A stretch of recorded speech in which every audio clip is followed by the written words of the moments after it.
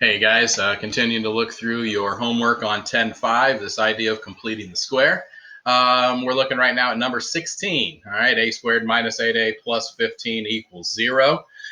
So if you look at this, to complete the square, again, I want to get everything with a variable on the left-hand side and all my constants, everything without a variable, I want to get that on the right-hand side.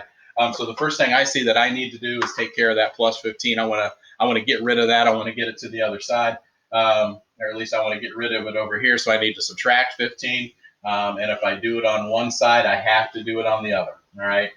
So that gives me a squared minus 8a equals negative 15. All right.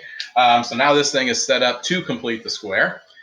So this is find your b term, which in this case is negative 8. Take half of that, which is negative 4, square that, or multiply it by itself, which is 16. That's what I want to add to both sides. All right. So that would be a squared minus 8a plus 16 on this side. And if I add 16 over here, negative 15 plus 16 is 1. So I get a squared minus 8a plus 16 equals 1. Now we've completed the square, which means this is a perfect square. I can factor this as a perfect square. Factors of 16 that add up to negative 8 would be negative 4 and negative 4. All right, so I can write that as a minus 4 squared.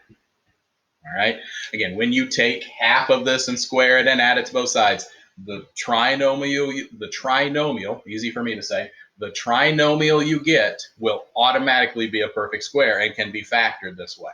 All right, now that I've got it factored, now that I've got it written as a perfect square, I can do the square root of both sides. And here I get a minus 4, and the square root of 1 is just 1.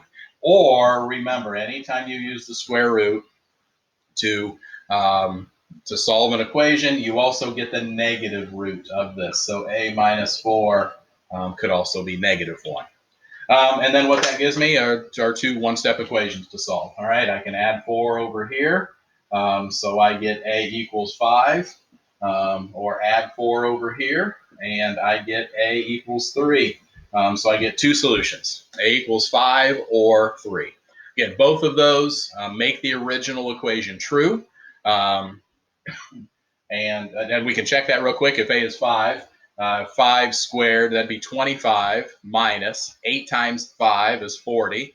25 minus 40 is negative 15, and negative 15 plus 15 is 0. So check, that one works. If I check 3, 3 squared is 9, minus 8 times 3, because that's what we're plugging in for a. So 9 minus 24 is negative 15, and then negative 15 plus 15 does equal 0.